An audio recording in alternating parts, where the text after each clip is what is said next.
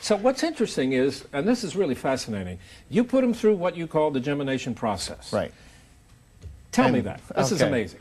Yeah, the Genimation process itself, it's a proprietary process that we developed that actually develops a predictable marketing plan in 45 days. And how it works is that we spend 2 days with the client off-site, and we actually use an ideation brainstorming process with their team. So say, like, for example, a company comes to us and we'll pick out 8 to 10 members of their team. We'll go off-site for 2 days, and we actually use Genimation, which is a brainstorming process, to come up with the ideas and some of the concepts and strategies relative to what they're going to be doing throughout their plan. And when they go into this room, in a hotel room, a ballroom, or whatever, you know, that you pick, the setting has to be right, too. Right. Tell me that. And we transform the setting, meaning that it's a creative room. It's like a Disney style room, meaning that we have creative tools and toys, and we have processes and all different types of props and things like this in order to stimulate creativity. Music? Music. No cell phones? No cell phones. No outside intrusion? No, nothing. They're getting immersed in an atmosphere. Everything, yeah, exactly, just for them in order for them. A creative atmosphere. Yeah, a creative atmosphere, because we want pure creativity for 2 solid days of doing nothing but coming up with outrageous, out-of-the-box ideas in the area of marketing in their particular industry. And when you say we, who are you talking about? We have a team of about 42 consultants all over the country that we use that actually are committed to our company in the development of Genimation marketing plans. And these are some of the best that we've been able to obtain. And they're colleagues of mine, they're friends of mine that we've been working with for years. They're highly respected in their industries. They're authors. They've written books, but they like doing the type of processes that we do relative to the type of impact that we can have on the small or medium-sized business. Right. I mean, the credits that these people is really very, very impressive indeed. So you then have this 2-day session with the company and with the associates you bring with you, and what are you doing? Batting ideas back and forth? What's the story? Well, actually, what we do is the Genimation process itself is very sophisticated. It's very structured, but on the outside, inside the room, it looks like they're having fun.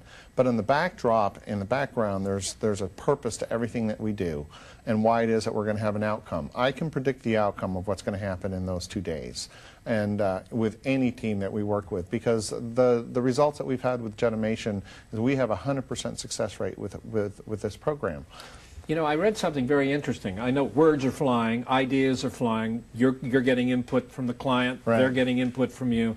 And as you put it, you're recording all of this. They're going to get a transcript of everything that was said. Right. But you point out that the human mind can only comprehend, what is it, like 7 to 9% of the words that they hear during this session? Correct. And that's just normal human retention. And so what we do is that's why, you know, we want to be able to give back to them in their strategic plan a record of all the things of the plans and the programs and the things that they actually developed. And one of the reasons behind this is that we want to show them that they were part of, because we believe that our clients are their own marketing geniuses. They just don't know how to access it yet, and we facilitate that access. And then after those 2 days, we take our own team through the same process that they just went through. The difference is we take our 100 and some years of professionalism and the things that we know in marketing, we amp all their ideas and concepts up about tenfold and build new strategies and tactics, so that by the time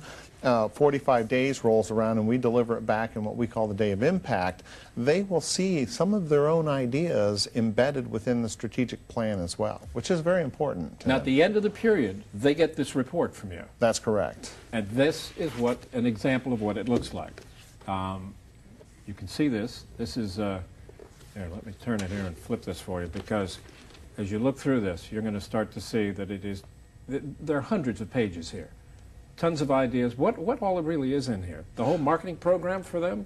Yeah, what's in there is actually a strategic plan that's complete with all their introduction strategies, acquisition and conversion strategies, and retention strategies, and all the tactics, deployment steps, detail, project deployment plan, and also their financial plan relative to how it's going to impact their company. So everything, we cover everything. Plus, the difference between this plan and many other marketing plans is this is what we call entrepreneurial by nature. meaning that it's designed just the way an entrepreneur thinks, is that an entrepreneur thinks about 4, 5, 6, 100 different things at once. That plan is designed in order to serve that particular type of mindset. So it too will change as they go into deployment, but it's designed to change without impacting the whole plan, that you have to take it all apart and redo it all again. Let me ask you a couple of key things. Number Sure. one, it contains different strategies. It has an introduction strategy. What's Right. that? An introduction strategy is what type of strategy are you going to use to introduce yourself to your market? So say like if you're going to expand and grow, what strategy are you going to use? Are you going to use direct marketing? Are you going to use advertising? Are you going to use PR? What's your main strategy that's actually going to like say this is who we are, this is our new market channel, and we want you to notice us. And we'll talk about examples about what introduction strategies are a little bit later. And then you go into acquisition and conversion. Yeah, acquisition and conversion, it's one thing to be introduced to these. So you get the message out, and you've got this great message, and you've got this great package and something that you put together. So now you've got notice, and now you're in front of the person, or you're in front of the organization. How do you convert them into a client? That is huge, because many times, and this happens all the time, is that how do you acquire them as a customer from the standpoint after they know about you and they want to talk with you? Right.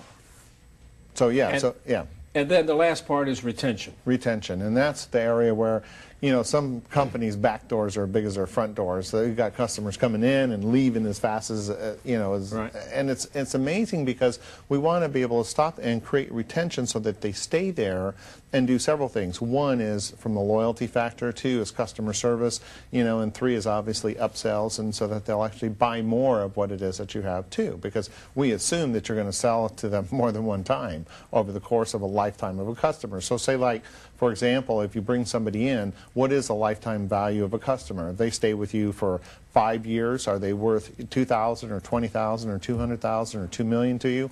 Or if they stay with you for 10 years, what's that value? And you need to know what that is so that from the retention side, you know how much to spend on in keeping them as well. What kind of clients do you do this for? Oh, we've, like you said earlier, we've worked in about 165 different industries, and our focus is that we've done everything from aerospace to contractors to realtors, down to professionals to software companies, IT, internet, all different types of companies depending upon. Do you have to be a giant company, a big company to get your help? No, in fact, we prefer that you're not. Most of our success comes from what we call larger small businesses and mid-tier size companies, meaning companies that are already successful and have made it, or they have the resources and they're getting ready to launch something that's really that they think that the marketplace needs. And just give me a quick glimpse of some of the successes you've had. I mean, financially, monetary wise. Well, we've had some companies that we've taken from like $1 million a year up to $142 million in 6 months. We've taken a company that was doing actually $500,000 up to $189 million in a year and a half. We've taken companies that were doing $500,000 a year up to $10 million. We've taken companies from doing virtually just startups up to $9.5 million in about 8 years. So they're all different and they're all unique unto their own markets as well as to the context of how they operate themselves too. This is truly an extraordinary story, as I'm sure you're well aware of right now. When we come back, we're going to look at some of the tricks of the trade that he has used to help his clients attract attention, and to get customers, and to keep them. We'll be right back.